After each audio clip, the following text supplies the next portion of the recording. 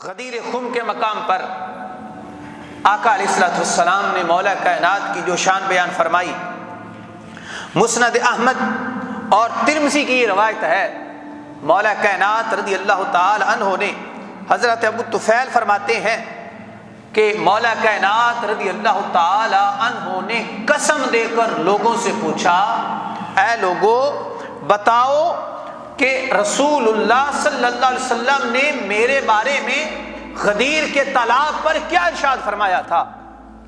غدیر کے تالاب پر کیا ارشاد فرمایا تھا؟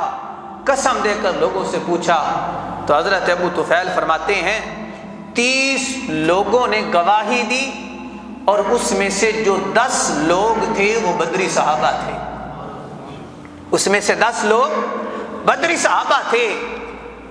مولا کائنات نے جب پوچھا تو 30 لوگوں نے گواہی دی اور کیا کہا؟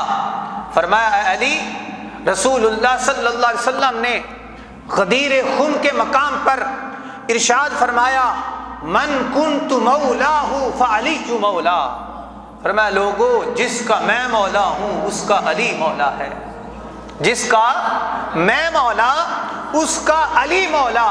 اللہم والی من والاہ، اے اللہ تو اسے پیار کر جو علی سے پیار کرتا ہے، تو اس سے پیار کر جو علی سے پیار کرتا ہے۔ وعادی من عاداہ، اے اللہ تو اس کو دشمن رکھ جو علی کو دشمن رکھتا ہے۔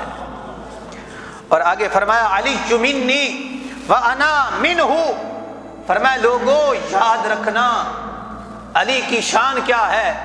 فرمایا میں محمد فرما رہا ہوں علی منی وانا منہ، علی مجھ سے ہے اور میں علی سے ہوں، علی مجھ سے ہے اور میں علی سے ہوں۔ اور فرمایا وَهُوَ وَلِيُّ كُلُّ مُؤْمِنٍ مِّن بَعْدِي، فرمایا علی میرے بعد ہر مومن کا مولا ہے، ہر مومن کا مولا ہے۔ ادھر رسول اللہ صلی اللہ علیہ وسلم نے ارشاد فرمایا اے اللہ تو اس سے پیار کر جو علی سے پیار کرتا ہے، تو اس سے بغض رکھ جو علی سے بغض رکھتا ہے، علی مجھ سے ہے میں علی سے ہوں۔ اور فرمایا علی میرے بعد ہر مومن کا مولا ہے۔